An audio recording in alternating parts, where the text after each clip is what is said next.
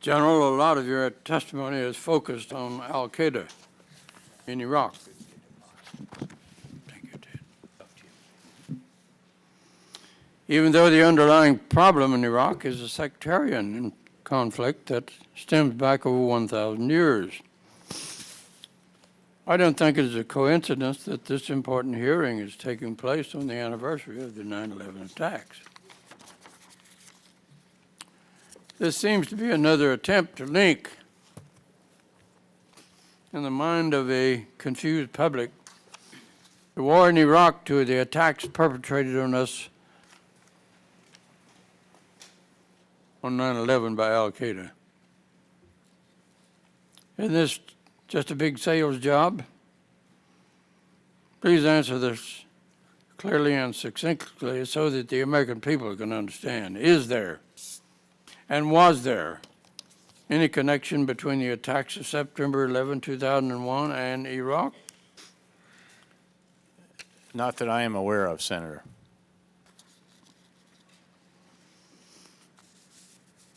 General Petraeus, Ambassador Crocker, it's getting to be like the change of seasons around here. Every few months, someone from the administration comes up and says, just give us 6 or 12 more months and things will look better. The argument for the surge back in January was that military success would create space for political progress. That didn't work. Now the new buzzword is bottom up. You've talked about military success, but by the president's own reckoning, that success is meaningless without political reconciliation. Are 6 months or 12 months really going to make the difference on the big questions? Why should we keep giving you more and more time? Why? Why should we keep giving you more and more time? I think there are a couple of things that we have to keep very much in our minds here. First, what are we seeing in Iraq on the ground? General Petraeus has talked about the developments in the security situation. On the political level, we are seeing some signs of encouragement, both at the national level. I talked about what the leaders announced in August. We're also seeing something we hadn't seen before, which is efforts to link bottom-up developments, such as those taking place in Anbar, to the central government. Just before I came back to Washington, for example, the top leaders of the central government in Baghdad, the 2 vice presidents and the deputy prime minister, that's a Sunni, a Shia, and a Kurd, went out to Ramadi to announce that the central government was increasing the budget for the province of Anbar by $70 million for 2007, and was also providing $50 million in compensation for losses suffered in Anbar in the fight against al-Qaeda. In addition to the monetary amounts, I think this was important, again, as a signal that the central government is engaged with Anbar and is working to cement relations with this province as Anbar takes its own steps to deal with al-Qaeda and establish security. So the answer I would give is that we are seeing some encouraging signs out there, both at the provincial level, at the federal level, and between the two. I don't want to overstate what's going on, but I think it is certainly something that is encouraging me. General Petraeus, you've touted success in Anbar province. Just a few months ago, the tribes in Anbar province were shooting and killing Americans. Recently, they decided they dislike the terrorists there more than they dislike Americans. So they're cooperating with us for the time being while we give them money and arms.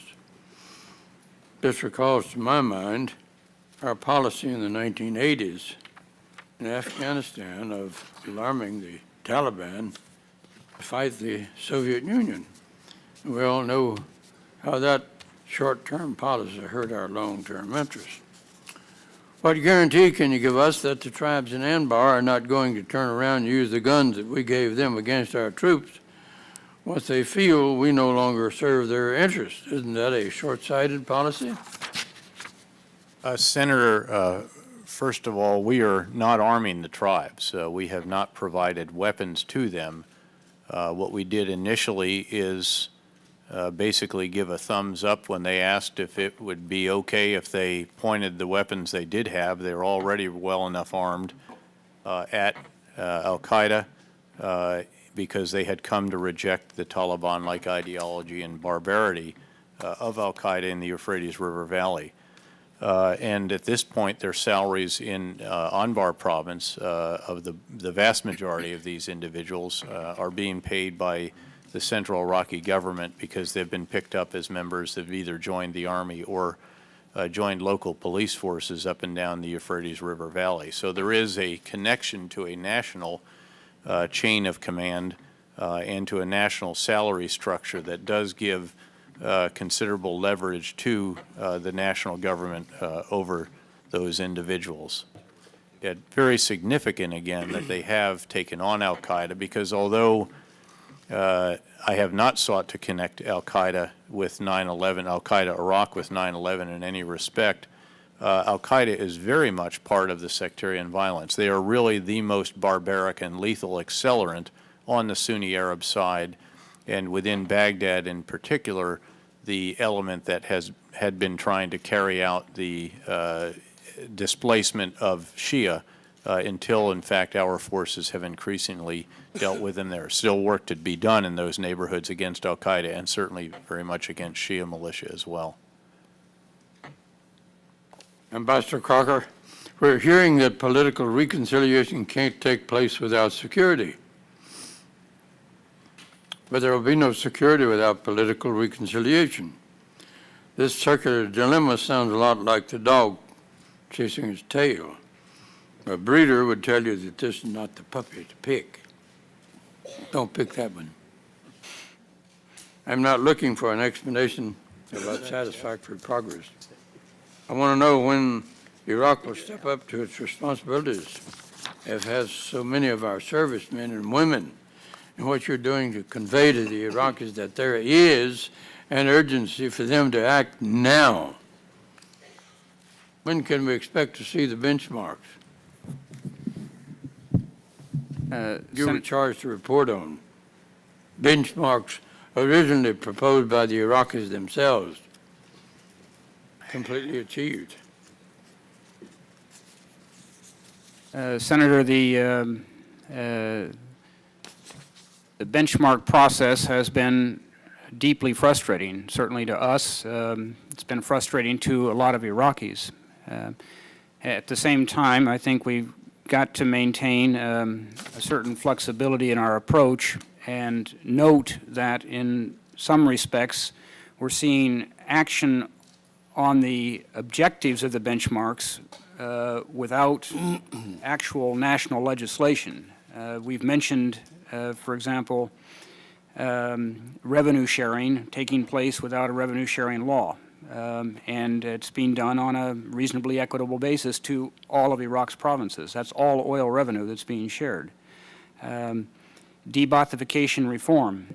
There is not yet legislation in place, yet the government has reached out to a number of former military officers, many of whom were members of the Ba'ath Party, to offer them reinstatement in the service, to offer them pensions, or to offer them the choice of other public sector employment. So that is indeed progress on reconciliation without achieving the national benchmark. Similarly on amnesty, as General Petraeus mentioned,